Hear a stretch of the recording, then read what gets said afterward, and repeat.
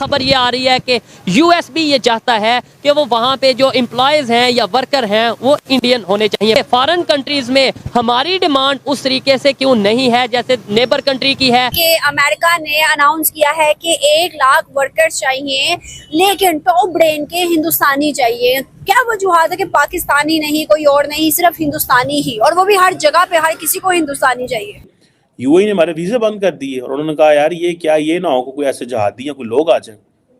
And they were very much concern कि ये कोई मोटिवेटेड बंदा ना आ जाए। फिर वीज़े, फिर शाह महमूद कुरैशी गया, फिर सारा कुछ हुआ, फिर माफ़ी तलाफ़ी की, फिर शाह महमूद कुरैशी ने पाकिस्तानी डियास्पोरा को बुलाया वहाँ दुबई में और उनसे कहा भाई ये इस तरह की चीज़ें नहीं करनी, ये मुल्क है, इनके अपने इंटरेस्ट है, इनको करने दे जो करते हैं, वरना आपको 1 सेकंड में ये निकाल देंगे। क्या इसमें एजुकेशन का कोई फर्क है, क्या इसमें ट्रस्ट इश्यूज हैं, या फिर इसके अलावा कोई और इश्यूज हैं? देखते किसी का हमारे इस्लाम में ये लिखा हुआ है कि किसी के मजहब को बुरा कहो या किसी के इबादत गाह में चढ़ दौड़ो।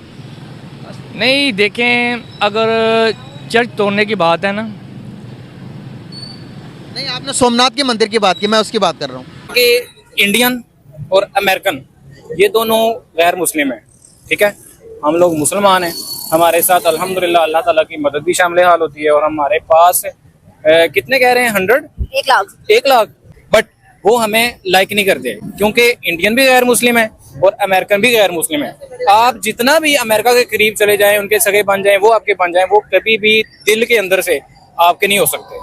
कि हमारी जो पब्लिक सिंपथीज हैं वो किसके साथ हैं? अमेरिका ने पूरी दुनिया की पब्लिक सिंपथीज अपने खिलाफ करा ली हैं, कोई परवाह नहीं है उनको, because the stand whatever the stand, जो भी उनका मौक़िफ़ है। कि यूएस जैसे जो कंट्रीज़ हैं वो ये कह रहे हैं कि भाई हमें जो लेबर चाहिए या उनकी जो कंपनीज़ हैं उनमें वर्कर या उनकी कंपनीज़ को चलाने के लिए जो एम्प्लॉयज़ चाहिए वो इंडियंस चाहिए।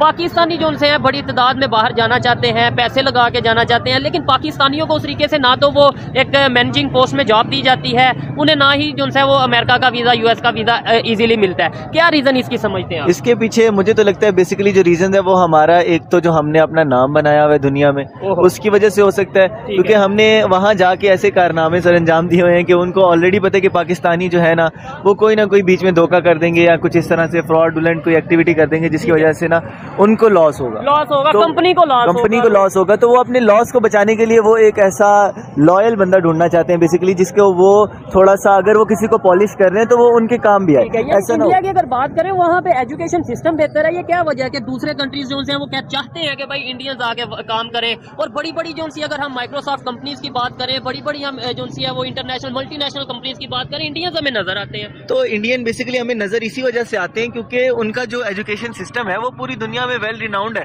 लोग उन्हें जानते हैं और उन्होंने जाके परफॉर्मेंस भी दी हुई है। आप चाहें आप माइक्रोसॉफ्ट बनाइए, यूट्यूब बनाइए, तो वो इंडियंस ने बनाई है ना वहाँ जाके। यही रुकिएगा सर, ये कह रहे हैं कि अमेरिका को ऐसा लगता है कि हिंदुस्तानी टॉप ब्रेन के हैं, वरना हिंदुस्तानियों में ब्रेन नहीं होता, दिमाग नहीं होता। पाकिस्तानियों में ज्यादा दिमाग होता है, वो ज्यादा काबिल होता है। क्या आप समझते हैं कि हिंदुस्तानी ज्यादा काबिल है या पाकिस्तानी ज्यादा काबिल है?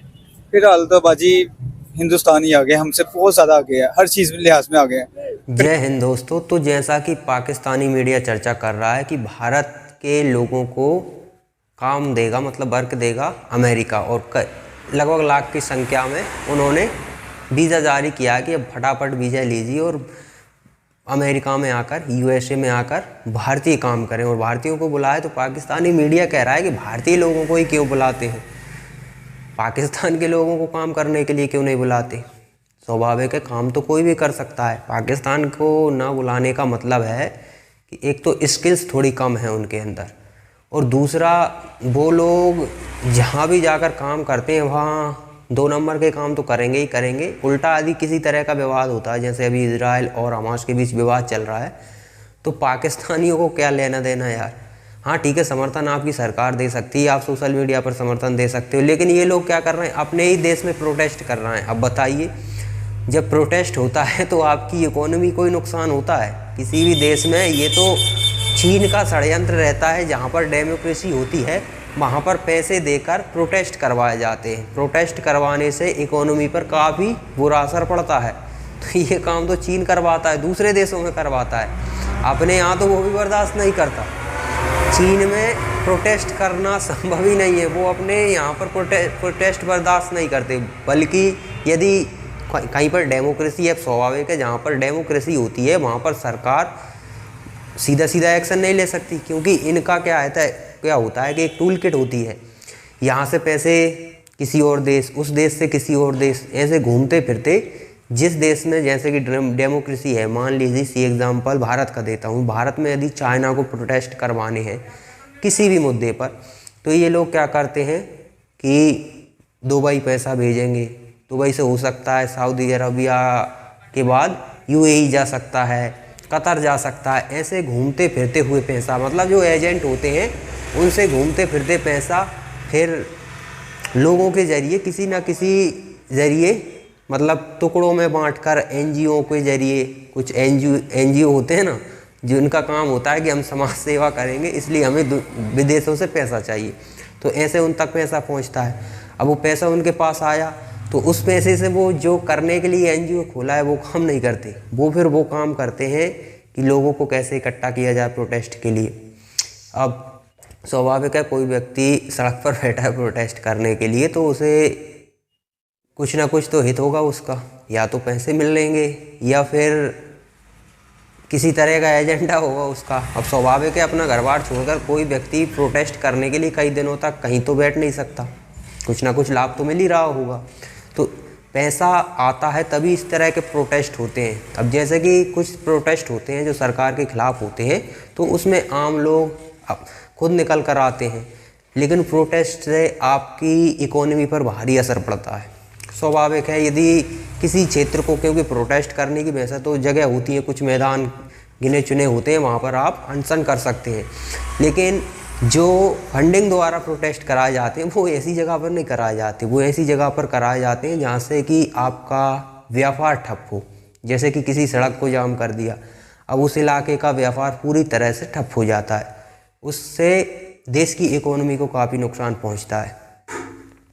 तो ये आप कह सकते हैं कि अपने ही देश में प्रोटेस्ट करने वाले लोग हैं, ठीक है, अपने देश में प्रोटेस्ट करने वाले लोग किसी दूसरे देश में जाते हैं तो ये वहाँ भी वही करते हैं। पाकिस्तानी आज कह रहे हैं ना कि भारत के लोगों को क्यों बुलाया जा रहा है, हमें क्यों नहीं बुलाया जा रहा, तो यही रीज़न है।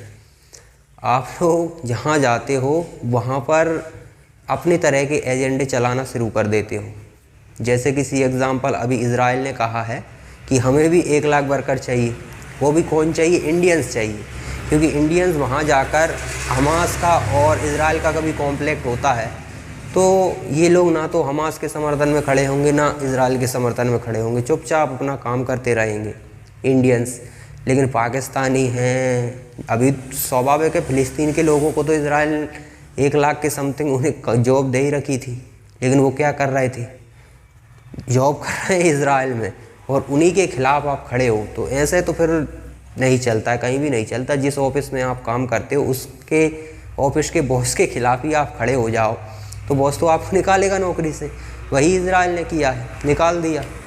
और ज़्यादातर देशों का ट्रस्ट इंडियंस पर है, सिवाय अभी आपको याद ना हो तो मैं बता देता हूँ, जो चीन के करीब क्या नाम है, ताइवान देश ने भी कहा था कि हम लगभग 1 लाख भारतीयों को हमारे यहाँ काम देंगे, क्योंकि वहाँ पर वर्करों की शॉर्टेज है। और स्वाभाविक है चिप कंडक्टर जो चिप होती है सेमी कंडक्टर वाली, तो वो ऐसा कि कोई सा भी टेक्निकल सामान देखें उसमें हर जगह आपको वो चिप लगानी ही पड़ती है। सेमी कंडक्टर की चिप तो मतलब उसके बिना, जैसे मोबाइल है वो चिप नहीं है तो मोबाइल किसी काम का ही नहीं है, उस तरह की चिप बनाई जाती है, इसीलिए अमेरिका उसकी सुरक्षा करता है। बहुत इम्पोर्टेंट है इस मामले में, सेमी कंडक्टर के मामले में ताइवान। तो ताइवान का वर्कर्स कम पड़ रहे थे तो उन्होंने कहा 1 लाख भारतीयों को लेंगे, लेकिन जैसे ही ये खबर आती है तो वहाँ के लोग हंगामा शुरू कर देते हैं कि भारतीय यहाँ पर हमें बर्दाश्त नहीं है। पब्लिक खड़ी होती है तो स्वाभाविक है सरकार भी दबाव में आती है और सरकार तुरंत अपने फैसले से पलट जाती है।